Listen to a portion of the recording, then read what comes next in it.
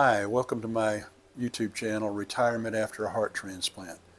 If you haven't stopped by before, my name is Alan. The purpose of my channel is simply to talk about my experiences as a heart transplant and focusing on being a heart transplant in retirement. Today I want to talk a little bit about my wife and I and our trajectory or our plan through our lifetime for retirement, where we are both retired now, and how it was impacted by my medical conditions and the cost for that and various other aspects that really changed the plan. So when we were young, we both worked. We got married and had no children for 4 years, which was our plan. And we wanted to have our children about 4 years apart so that one could be in college, and then that one could finish, and another one could be in college. By the time we decided to have children, after about 4 years, we did have two daughters, and I think we were a little more than 3.5 years apart, so we didn't miss that by much. At any rate, I was working. My wife was working in a job, and she wanted to work. We both wanted to be working. So we've always been a two-income family, with the exception of when our kids were born. In both cases, when our daughters were born, my wife was able to take off work for quite a while, 6 months maybe, I'm not sure, without pay. Back then, there weren't all these Family Medical Leave Act issues. There were not, pregnancy leave and maternity leave with pay was very uncommon. But she did that, and we both wanted that to happen so she could spend more time with the kids. But she did go back to work ultimately. At this time, she was working as a teacher in a private Christian school, which was part of the church we attended. She didn't make a lot of money at that. It was kind of ministry work, really, which was fine. She enjoyed it. And I'd say that she would tell you that, her ministry in life has been children and teaching children. As for me, I went to work for a local company shortly after we got married. Big company, Emerson Electric Company, I'll tell you that name. And I was there for about 9.5 years. Started out at a very low level and did well there. I kind of grew up in terms of my working life at that company and stayed for 9.5 years. Emerson had a pension plan like most decent larger companies had back in that day.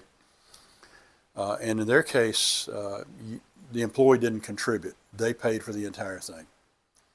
So I didn't contribute anything out of my salary to that plan. It all was on the company. The thing about it was, and it would have been with any company, is you had to work a certain amount of time to be vested in that plan, in other words, to be able to benefit from that plan later. In their case, it was 10 years. I only made it 9.5. Long story short, there were a number of reasons that I knew it was time to jump ship and leave that company, leave Emerson. And I had an opportunity to join this multinational German company, and I did so. Hard decision because, we talked about it. We both knew that when we retired, there was going to be that 10-year, of work with nothing to show in terms of retirement. No big deal. That's ancient history now. I just mentioned it. At any rate, so I went to school I went to work for the new company, and they also had a pension plan. Their pension plan was not quite as good as Emerson's, and it was also a contributory plan. So the employee contributed a certain amount of their salary, and the company contributed a certain amount. And there's your pension plan. Vesting happened a lot earlier on that plan. That ended up not mattering because after my being there for, I guess, 3 or 4 years, Congress passed that legislation that created individual retirement plans for people, like 401k plans, tax advantage plans like that. They were brand new. And, at first companies were slow to accept them, but eventually pretty much everybody had them. And these days, not that many companies even have pensions anymore. A few do. But at any rate, so we got the 401k plan. I went to the 401k plan. And what the company did for everybody in the company who was participating in that pension plan, and that was voluntary, is they froze the pension. So it didn't go away. They didn't add it into your 401k. It just froze. Later, they unfroze it and gave us an opportunity, a window of time for about a year to put that money somewhere else, which I did. I think I put it in an IRA back then, however much money it was. Anyway, so, did well at that company, managed to get better jobs, better pay, worked primarily in training and development.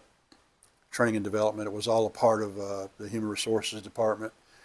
There was a time when I was also the hiring, firing guy, the policy, benefits, kind of the operations HR manager guy. But my favorite work was training and development. I'm not going to get into all that right now. But long story short, by probably 14 or 15 years in with that company, I had risen up a bit in my position and in my pay level. I was doing pretty well.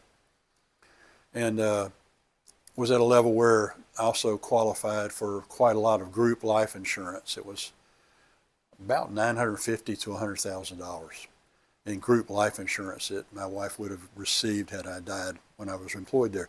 The thing that people don't, and I like to point this out, the thing that people don't often realize or don't think much about is that kind of insurance is super nice, but it's not yours. When you leave the company, you lose that. They're going to probably offer you some little bit of life insurance when you leave, but it won't be anything like what you had when you were there. That's kind of a sidebar. But in terms of retirement planning, based on the things that I had accumulated so far, seeing down the road, I could see that there was a potential, if I stayed with that company in particular, that I would be able to retire with close to $1 million. Back at that time, that was kind of what financial people told you. You need to plan on having $1 million in retirement. Now, I would say that's great. It depends on your lifestyle, whether you really need it or not. It's different now, by the way. This is a long time ago. Everything's super expensive now. But anyway, I was on track to have all these things done. Combine that with the fact that my wife finished school, went to the public school system, got in their retirement plan, worked there for somewhere in the neighborhood of 22 or 23 years, I believe. At any rate, in 2008, during the Great Depression, or the Great Recession, not Depression, 2007 and 2008, I got laid off or let go from the German company. I got what they call the 5-minute career discussion. Been nice? See you later. So, literally, that's how it was. I was able to get another job shortly after, probably within 2 months. It was a good job in the same field I was working in, but a smaller company and probably 35% less pay. So long story short, that mixed a lot of things up as well in terms of long-term planning. But what really changed it was around 2011 when I went into severe heart failure and could no longer work, and I was placed on the heart transplant list where I stayed for 18 months. Going through that time, not even being sure if I was going to live, frankly, and discussing these plans and all with my wife, I wanted to try to make sure that I could set things up as best as I could so that she would not have any debts, things to worry about if I died, if I didn't make it. Other than the house payment, we weren't going to be able to pay that off. It just wasn't going to happen. So paid off, whatever, pretty much, paid off all our debts other than that at the time. Ended up cashing in, a couple of small 401ks and that IRA that I had from the Emerson pension plan. Sold my motorcycle, had a nice cruiser. We used to go biking a lot. Sold that, used that money to pay off debt. So all of that began, between that and high medical bills from time to time over the years, in spite of the fact that we had really good health insurance, we still ended up with big medical bills some years. So it came to a point where we had to make these adjustments and could see right away that that $1 million goal was long gone. Now, I won't get into a lot of detail today, but you know, we made it through that period. Obviously, we're here. We ended up doing some downsizing, and we're doing fine. It's not what I thought we'd have in retirement, but we're doing well. We're comfortable. We don't go wanting for anything. We've been able to save money for big expenses, primarily through my wife working part-time after retirement. And they pay her really well, pay her more there than she was paid as a teacher. She's not doing that right now. They didn't need somebody this year.